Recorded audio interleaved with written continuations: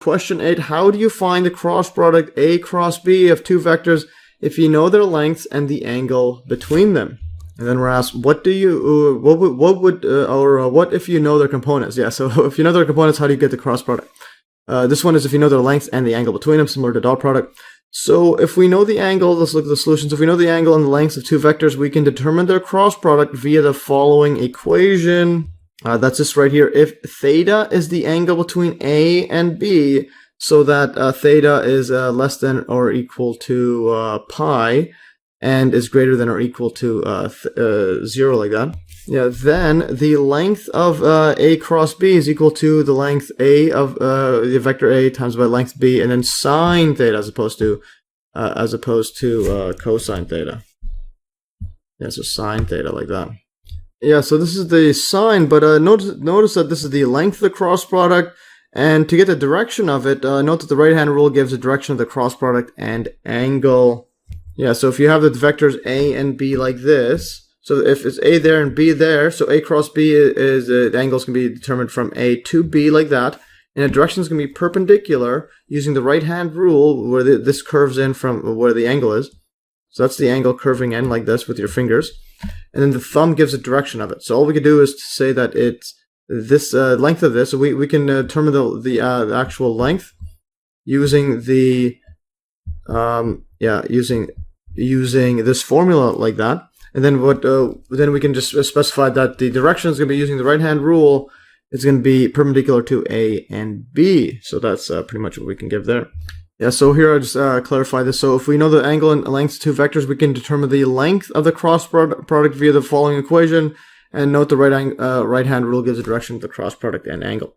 Like that. But if we know the components of the two vectors, we can compute the cross product via its definition, and that gives you the direction just based on its components alone. So if we have a definition of A is equal to the components A1, A2, A3, and B is B1, B2, B3, then the cross product of A and B is the vector A cross B. So you'll go A2, so the way it works is A2, B3, and this is basically the determinant, and then the minus it by A3, B2, and then the next one is going to be A3, B1, like that. Yeah, so this is going to be A3, B1, and then minus A1, A3, like that, and then the last one is going to be A1, B2, and A2, B1. All right, so it seems a bit out there, but yeah, that's A1. Yes, basically you have A cross B, A2, B3 minus A3, B2, and A3, B1 minus A1, B3, and A1, B2 minus A2, B1. And yeah, it seems a bit out there, but you can actually solve it or memorize it using the determinant form. So we could also use determinants and the standard basis vectors to solve the cross product. Just easier to memorize. So a determinant of order 2 is defined by, so if you have vectors A, B, and C, D, then what you'll have is the determinant is going to be A times D minus B times C. That's what, hence the word cross comes in, the cross product, so you're crossing over. So A times D minus B times C. So for example, 2, 1, and the negative 6, 4, the determinant of order 2 is going to be 2 times 4 minus 1 times negative 6. That's 14. And a determinant of order 3 can be defined in terms of second order determinants as follows. So if you have three vectors A1, A2, A3, B1, B2, B3, and C1, C2, C3, then you can separate these up into three different second order determinants. The determinant of this one's going to be A1 times by B2, A1 times by determinant of B2, B3, C2, C3. So in other words, this times by, or this with this. And then the next one, then you're going to subtract. Notice to subtract, the next one's plus. You're going to get A2. This is just going to be an easy way to memorize the cross product. And then B1, C3. This one, it's the middle one cuts these in between. B1, C3, and then this is the B3, C1. Like that. So that's those ones you determined of those. In other words, B1 times C3 minus B3 times C1. And then the last one, this one here is going to be with this. So B1, B2, C1, C2, B1, C2, C2, C3, like that. And a good way to memorize this is if you have this, what you do is cross out this line and this line, you get this. And you do determinant of that. And then for this one here, you would cross out this and this, you're going to get these. And then for the last one here, you cross out this and this, you're going to determine with that. So A3 times that, like that. And then, so then the cross product, you would use standard basis vectors. So these are just the, this one is, this is the 1, 0, 0 vector. It's the coordinates vectors. This one's going to be 0, 1, 0.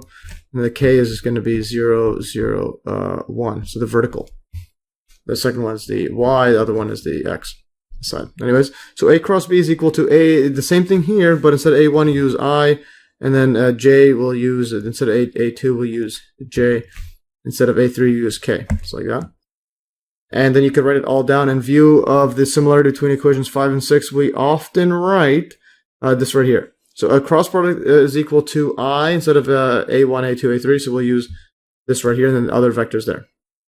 Like this. And again, to get the cross product, you would go determinant of this one right here. So you would cross this and this, take determinant of this, subtracted by the determinant of these, and then add it to the determinant of this. Yeah. And you get this. And it's in vector form. So again, these would be the components for the X, components for the Y, components for the Z. Pretty epic stuff. All right, so question 9 states, how are the cross products useful? All right, so let's take a look at the solution. So solution, some useful properties of the cross product are listed below. 1, determining the perpendicular vector. So the cross product is perpendicular to both of its vectors, thus allowing to find the normal vector of surfaces and planes. So here's just a screenshot. So the vector A cross B is orthogonal to both A and B. It's a screenshot from my calculus book. And the second property that's useful is calculating the area of a parallelogram. So the area is equal to the length of A times by length of B times sine theta, which equals to A cross B, the length of that. So if you have a parallelogram like this, again, these are parallel, like that. So the vectors spanned by A and B. And then the sine of this one here is going to be the height of this. Like that, B, length of B times sine theta. And then if you multiply this by this, you're going to get the area on it. And then that's just the formula we have that I stated earlier. So A cross B, length of it is just equal to length of A times length of B times sine theta. So in other words, that's the cross product and the length of the cross product. That's epic stuff. Yeah, so the length of the cross product, A cross B, is equal to the area of the parallelogram determined by A and B. And also the next setup is, similarly in 3D, calculating the volume of a parallelepiped. So the volume of a parallelepiped is equal to A area, so we know the area of the parallelogram, times by H, so the height of this parallelogram. Of this parallelepiped. So basically take this height of this, area of this times by the height, and you're going to get the volume. So in other words, we're going to get the area of, if we have, this is B and C, these are B and C vectors, this area is going to be, this is going to be B cross C length, like that.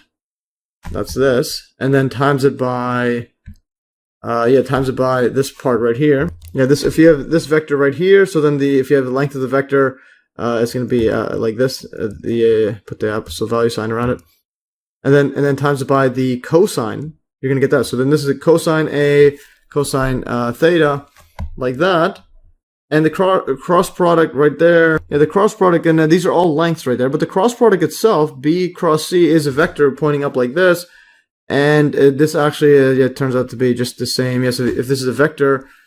Yeah, so then if you can consider the inside as a vector, which is a vector, so B cross C, and then you have the length of this vector A times cosine theta. This is just the dot product. This is the length of the dot product. So A dot B cross C. And you can recall the dot product. Let's go see what the dot product is. Where's the formula for the dot product? This right here, cosine, but I have it in the other formula here. Yeah, so the dot product is just equal to length A times length B times cosine theta. And in our case, we had the length of the B cross C, which is just a vector, so we can take the dot product of that. And we're taking absolute value to get the volume. There's no direction, just a magnitude. And so that's pretty epic stuff there. Yeah, so A dot, and then this is the vector, right, like that, and take the length. So we're taking the length of the cosine, not just the cosine. So it doesn't have a direction, just has a size or magnitude. All right, and another useful property of cross product is calculating torque. So torque, or this sine tau, is equal to r across f, and the absolute value sign, the absolute value is, or the magnitude of the torque is equal to the magnitude of the cross product r cross f. In other words, it's going to be r, the magnitude of r times magnitude of the force times by sine theta. And this is what torque is. So the torque vector is going to be pointing this way. And if you have a force at an angle relative to the radius r from this spinning the torque axis, that's going to be like that. So the angle from that. And then you can apply this one here. So what it basically means is you're taking the sine component of this. Sine theta, and then absolute value of f, or the length of f. And you're pushing it downwards like that. And so you're torquing this here, and the vector is there using the right hand rule. So if you have your fingers like this, it's just like drawing it messy. And your thumb, like that, this is the right hand thumb. And yeah. But then you would put it over there, so this is the thumb's going this way. I mean, your fingers curling this way, and your thumb's going outward, and that's the vector for the torque. So that's a useful thing, and it's used in angular momentum and so on, and a whole bunch of other uses, which is pretty cool stuff there. And also, there are many more applications in physics, geometry, and computer graphics.